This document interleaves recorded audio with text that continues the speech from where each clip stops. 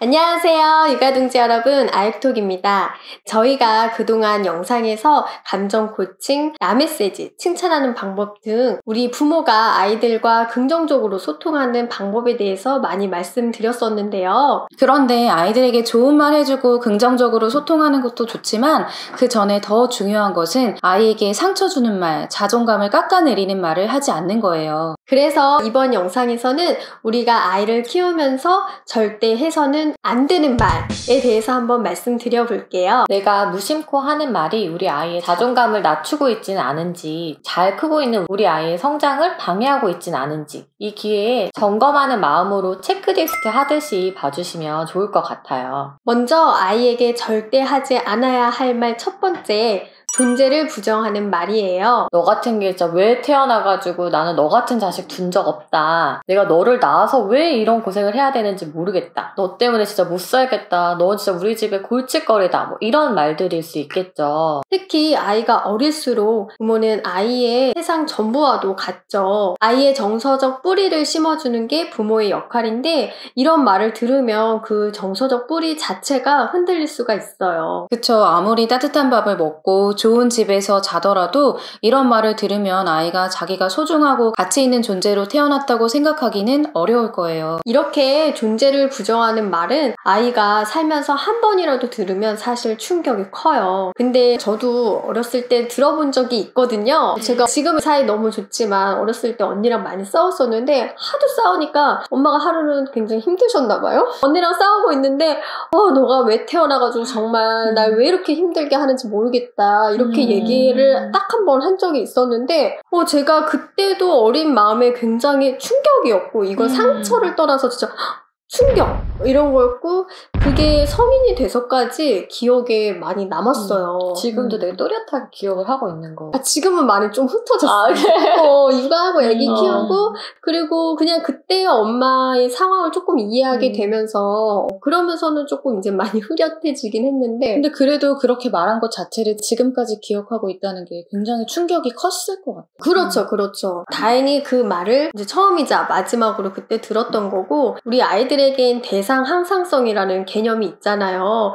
그러니까 저희 엄마가 그때 그런 말을 해서 이제 굉장히 속상하고 상처받았지만 제가 생각하는 엄마에 대한 이미지는 전체적으로는 허용적이고 온화한 그런 이미지였거든요. 그러니까 또 다시 극복하고 잘 살게 된 것 같아요. 근데 그래도 그때 유독 나이가 좀 너무 어리지는 않지 않았어? 그치, 한 초등학생 정도? 중학교 교과서에 실려있는 박완서의 옥상의 민들레꽃이라는 소설이 있어요. 그 소설에서 보면은 7살 아이가 엄마가 통화하는 걸 듣고 죽어야겠다 이런 생각을 하거든요. 그래서 그 구절을 좀 가지고 와봤는데 나는 애를 셋이나 낳았어. 창피해 죽겠지 뭐니. 뭐 어쩌다 군더더기로 막내를 하나 더 낳아가지고 이 고생인지. 막내가 아니면 내가 얼마나 홀가분하겠니. 막내만 아니면 내가 남부러울 게 뭐 있니. 이런 말을 엄마가 하는 거예요. 근데 그 말을 아이가 듣고 나는 진짜 괜히 태어났구나. 나는 별로 가치가 없구나 하고 옥상으로 죽으러 가거든요. 근데 사실은 엄마가 이 아이를 너무 사랑하고 너무 소중한 존재임에도 불구하고 아이한테는 이런 말 들었던 게 너무 충격인 거죠. 그러니까 실제로는 막내딸인데 얼마나 귀여우겠어요. 그리고 아마 전화로 되게 그냥 푸념하듯이 그냥 아무 의미 없이 그렇게 했을 텐데 그게 아이가 들었을 때는 굉장한 충격이 될 수 있는 거죠. 그래서 아이들 앞에서 항상 어른들이 입조심을 해야 합니다. 존재를 부정하는 말이 심리적인 외상을 입힐 수 있다면 지금부터 말씀드리는 말들은 그 정도 피해는 아닐 수 있어요. 그러나 이 또한 반복적으로 지속해서 듣는다면 가랑비에 옷 젖듯 아이의 영혼을 천천히 갉아먹을 수 있는 말들이니 이 역시 진지하게 검토하셔야 합니다. 아이에게 하지 않아야 할 말 두 번째는 비난하는 말입니다. 이 바보야, 그것도 몰라? 아휴, 저 꼴통. 누굴 닮아 이렇게 소심한 거야? 내가 너 그럴 줄 알았다. 왜 이렇게 게을러 터졌니? 이런 말들일 거예요. 이런 말을 들으면 아이들은 크게 두 가지 반응으로 나뉘어져요. 어떤 아이들은 굉장히 소심하고 위축되고요. 어떤 아이들은 방어적이고 반항적인 태도를 취하게 돼요. 위축되든 반항하든 공통적으로는 부모의 비난하는 말들을 자기도 모르게 내면화한다는 거예요. 그쵸. 우리가 심리학이나 교육학에서 얘기하는 낙인 효과라고 하거든요. 하거든요. 우리가 아이의 행동을 보고 머리 나쁜 애, 아니면 인사를 안 하는 애, 소심한 애 이런 식으로 단정을 짓고 꼬리표를 붙이면 아이 역시 자기 자신을 그렇게 생각하고 거기에 맞게 또 행동을 하게 된다는 거예요. 비난하는 말을 들으면 더 세게 행동하고 반항하고 그런 아이들이 있어요. 부모는 또 이런 아이들을 컨트롤하려다 보니까 더 세게 더 모진 말을 하기도 하는데요. 사실 이 친구들의 속을 들여다보면은 자기 효능감이나 자존감이 낮기 때문에 결정적으로 성취하고 도전하고 이렇게 생산적인 일을 해내지는 못하는 경우가 많아요.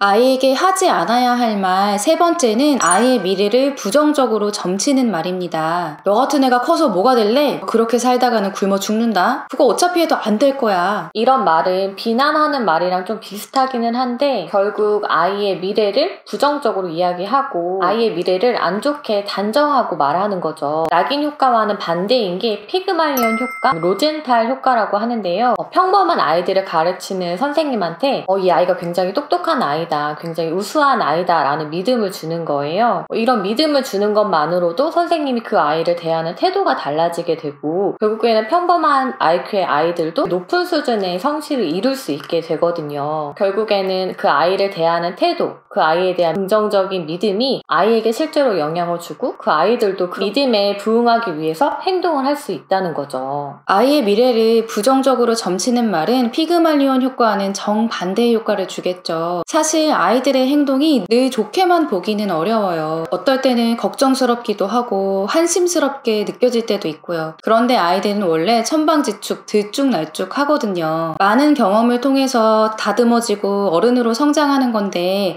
현재 부족하다고 단정짓고 비난하고 저주와 비슷한 말들을 한다면 아이는 그로 인해 크지 못할 겁니다. 네 번째 하지 말아야 할 말은 협박하는 말입니다. 너 엄마 말 안 들을 거면 집에서 나가. 네가 지금 입고 있는 옷, 네가 쓰고 있는 물건 다 엄마가 사준 거야. 다 내놓고 나가. 너무 치사하네요. 너 가서 보자. 형제가 있는 경우라면 너희들 또 싸우면 진짜 혼날 줄 알아. 뭐 각오해. 너 숙제 안 하면 핸드폰 뺏을 거야. 이런 식으로 협박을 하는 거죠. 내가 지금 우리 아이에게 이런 말을 할 수도 있지만 우리가 커오면서 부모님들한테도 좀 자주 들었을 법한 말들인 것 같아요. 저 들었던 기억이 나는데 저는 되게 뭐랄까 그런 거 있잖아요. 너 그렇게 너 마음대로 할 거면 나가. 이렇게 딱 얘기하면 굉장히 무력감을 느끼잖아요. 왜냐면 내가 나가서 살 수 없는데 굉장히 분하고 약간 억울하면서도 이걸 내가 어떻게 할 수 없으니까 힘이 없으니까 나한테는 나중에 두고 보자. 약간 이런 생각도 했던 것 같거든요. 협박을 하게 될 때에는 부모로서는 아이를 좀 타일러도 보고 혼내보기도 하고 했는데 이거저거 다 안 먹혔을 때 보통 하는 방법이 협박일 거예요. 이 협박이라는 것은 결국 힘의 균형에서 힘이 있는 쪽이 약자한테 행하는 거기 때문에 결국에는 힘으로 약자를 굴복시키는 방법이죠. 만약에 내가 아이에게 협박하는 말을 자주 하고 있다면, 그런데 협박하는 말을 끊고 싶다면 상황의 진짜 문제를 파악하는 게 먼저 돼야 합니다. 나는 왜 아이한테 협박을 하게 되는 걸까? 왜 아이는 내 말을 안 들을까? 우리 아이는 왜 이렇게 참지 않고 때를 쓰는 걸까? 아마 대부분은 훈육이 필요한 상황에서 훈육이 제대로 되지 않을 때 협박으로 이어지게 될 거예요. 이 부분에서 걸리는 분들이 있다면 저희 영상 중에 훈육 영상들을 정주행해보시면 좋을 것 같아요.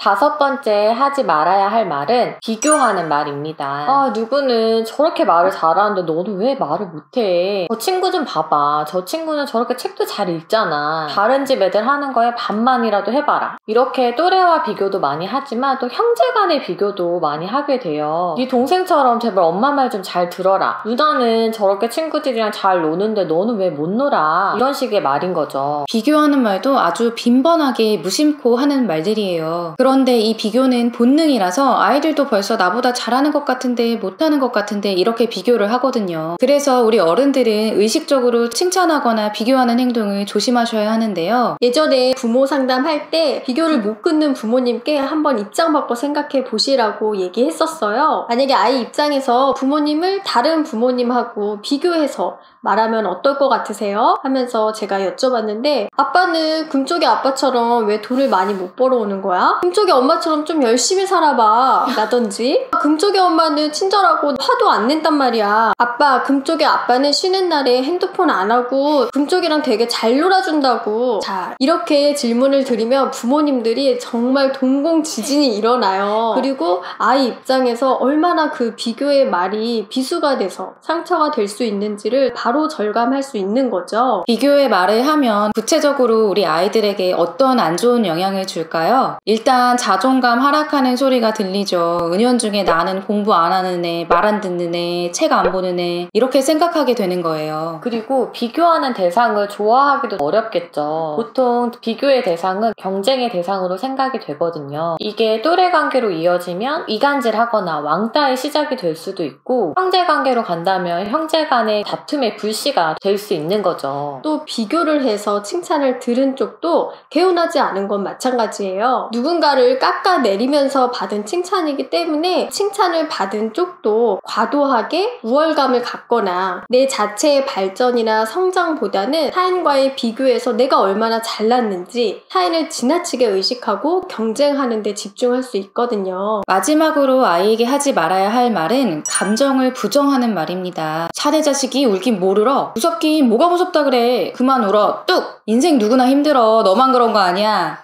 이거 화낼 일 아니야. 이런 말들이죠. 저희가 감정 코칭에서도 이야기를 했지만 아이의 긍정적인 정서를 수용해주는 거는 쉽고 그건 좀 잘 될 거예요. 그런데 아이가 부정적인 감정을 표현할 때가 정말 중요한 순간이거든요. 왜냐하면 부정적인 감정을 수용받아야 아이가 자기의 감정을 인식할 수 있고, 인식해야 자기의 감정을 조절할 수가 있게 됩니다. 맞아요. 그런데 아이들이 그런 부정적인 감정을 세련되게 표현할 수가 없잖아요. 막 울고 발 구르고 머리 부딪히고 이런 모습을 보면 부모가 사실 마음이 괴로울 수밖에 없어요. 얘가 왜 이럴까? 얘가 너무 과한 거 아닌가? 얘가 너무 버릇이 없어지지 않을까? 내가 잘못 키워서 얘가 이러는 거 아닐까? 이렇게 고민이 들죠. 그런 생각을 하다 보면 부모도 불안이 확 올라오면서 아이의 이런 부정적인 감정을 잘 수용해 주지 못하고 오히려 왜 그런 생각이 드는 거야? 하고 다그치고 혼내거나 아니면은 못 들은 척 무시해 버리는 경우가 있어요. 그런데 아이가 이렇게 부정적인 감정이 들었을 때 이거를 충분히 수용받고 공감받은 경험이 없으면 아이는 부정적인 감정이 들 때마다 이게 잘못됐다고 본능적으로 생각하고 회피하고, 그런데 이것이 제대로 해결이 되지 않으니까 이 감정을 적절하게 처리를 못하게 되는 거예요. 어떠한 감정이든 그걸 제대로 인식하고 직면할 수 있어야지 조절을 할 수가 있고, 조절을 해야지 앞으로 나아가게 됩니다. 이게 해결이 안 되면 아무리 지적 능력이 좋아도 아무리 포장하려고 해도 결국에는 터지게 되어 있거든요. 그래서 부모로서 우리 아이의 감정의 중요성을 잘 알고 이것을 잘 다루는 방법을 아이가 경험할 수 있도록 도와야 합니다. 네, 육아동지 여러분, 평소에 우리 아이에게 하는 말 속에 내가 놓쳤던 부분들 혹시 찾으셨나요? 어떤 분들은 그래도 나 이 정도면 잘하고 있어 라고 생각하실 수도 있고, 또 어떤 분들은 나 어렸을 때 이 말 많이 들었는데 내가 지금 부모가 돼서 내 아이한테 똑같이 하고 있네, 이런 생각이 드시는 분들도 있을 것 같아요. 이번 영상을 통해서 부모가 하는 말이 우리 아이들에게 얼마나 큰 영향력을 행사하는지 다시금 깨닫고 노력하는 그런 부모가 되면 좋겠습니다. 그러면 저희는 또 다음 영상에서 찾아뵙겠습니다. 육아동지 여러분, 다음에 또 만나요.